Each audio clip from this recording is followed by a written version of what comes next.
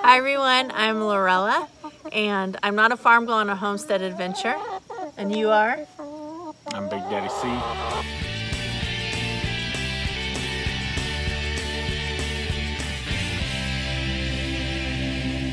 Today I brought Chris out here because fall kind of caught us by surprise, I think. It came quick. Yeah, so last week we were what, 85, 90? We were in the 90s a couple days. Sweating, working hard, and then all of a sudden, bam, we're like high of 55. What is going on out here? It's kind of like we went from winter, we had like 1 week of spring. Right. And then right into the 80s and 90s for summer. Right, and then we had summer, bam, winter. Yeah. So I guess spring and fall just called it quits. Yeah, they're taking a They're break. just like, we're done. We're out of here. We're checked. She gone. I don't know.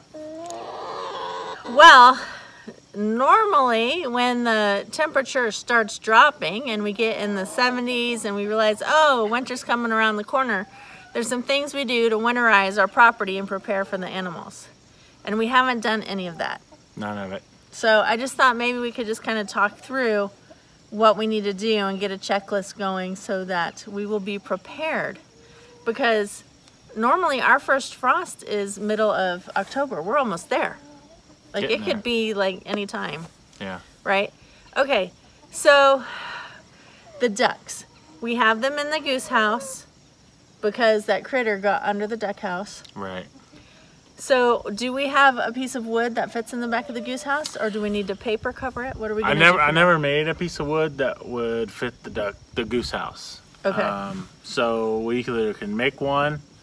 We got a little scrap piece of Avantech. Okay. That waterproof plywood in the garage we can use. Our geese and ducks have lived in this house for about 2 seasons now. First the geese, then the ducks. And so we want to share with you what we like about it and what we have learned and what would we do different next time. As you can see, we're getting ready for winter, and Chris has cut a piece of wood that fits in where the screen goes. It's simply held in by these wooden pieces. The top opens up so that you can collect eggs, access the birds if you need to. It's a great way if you need to actually catch the birds, to have them contained in here. You just reach over and pull them up. It's important to have the hinges on the tall side of this house because when the wind blows, it can't lift this up. We had the hinges on the bottom before. The wind lifted up the front and flipped the whole house over. There were no birds in it at the time. No animals were harmed, but we had to switch the hinges to the other end. The one thing that I would do differently next time is the door that you open to let the ducks in and out would be put on the shorter end, because anytime you want to open this, the door has to be closed all the way. So for instance, this morning I let the ducks out. I noticed there was an egg in here I needed to collect, but it was at the back end of the house and I couldn't reach it from the front. So I had to shut the door, and then I went around, I lifted this up, I collected the egg. I forgot to open this up again. So if the ducks had wanted to come back into their nesting area and got out of the weather, out of the wind, they wouldn't have been able to because the door was shut. So that's the one change I would make on this the next time we make a house in this style. That's what we'll do. One other thing that I would probably add is some way here, maybe on the side, a latch so that you can make sure nothing could lift this up, that it's gonna latch down when it's closed like this. Those are the 2 improvements I would make. We need to move the chicken house into the garden. Wherever we want it, yeah. We need Right. to move it and then winterize it. Right. So that is gonna take some work for me because the fence is kind of, the garden grew up into the fence.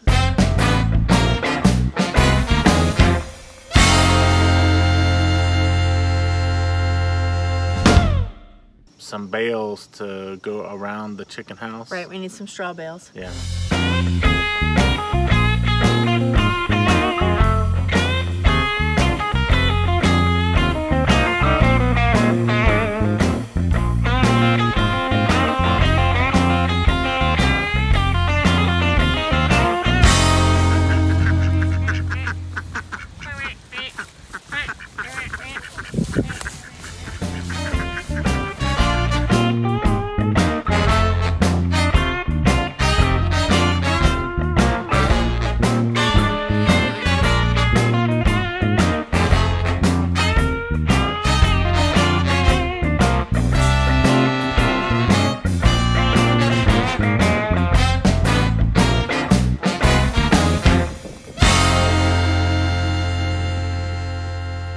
Last year we had one of those electric metal things that the water sets on. Yes. But we had a plastic water, and on one day it melted through the bottom. Okay. So we need either... Actually, that water looked like it was cracked on the bottom. But either way, it's no good. We got to get a water solution. We need to test our, I don't know how we can, test our heater, our De-Icer things. Is there a way to test those and make sure they're working? No. No.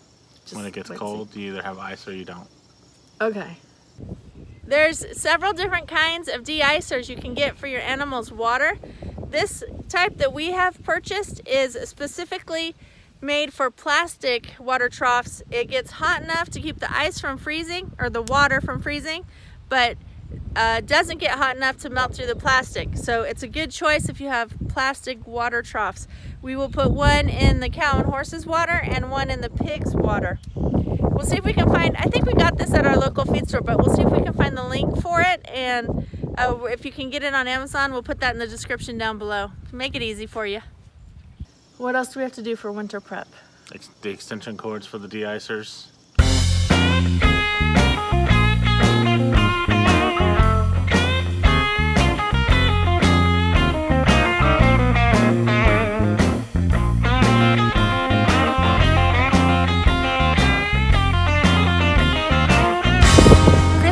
With this idea, I think last year or the winter before, to keep our connections from being on the ground when it was snow or puddling. They are made, I think, to be a little bit water resistant, but you just don't want them like sitting in a puddle of water, of course. And this just keeps it nice and dry and up off the ground, and it's pretty easy, made out of stuff we already had on hand, doesn't cost that much. A stepping post, a baggie of some sort, and a zip tie. I think that's about it. What else? Decide where we're gonna do hay, or we're gonna pull bales of hay up here to this middle section or in this bottom section. Okay. We need to figure that out. Yep. Move the hay ring.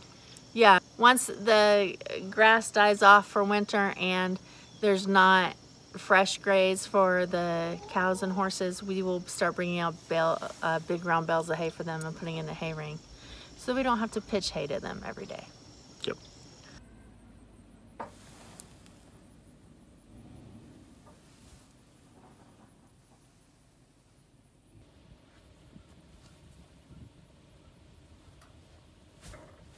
All right, I think that's about it.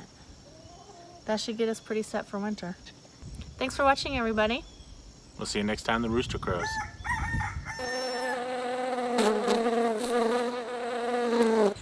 I've touched it before, like through my sweater, and still got shocked. Yeah? I'm tempted. Don't do it.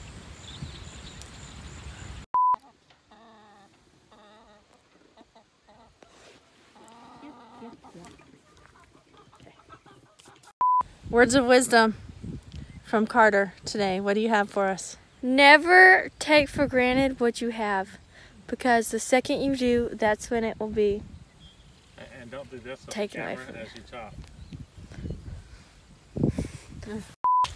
Thank you, Carter. It all goes in the bottom of that one when they can get the full one. Dummies. One of them figured it out. The same one that figured out how to get out the fence. We might, there's a couple places where I have like 4 T-posts. We might want to leave those up and stretch a tarp over them or something. What? Nothing. The viewers will know. Uh-oh, what did I say? Nothing. You didn't say anything. Did I do something wrong? No, I just like crossed my eyes for a minute. Oh. He's awfully silly.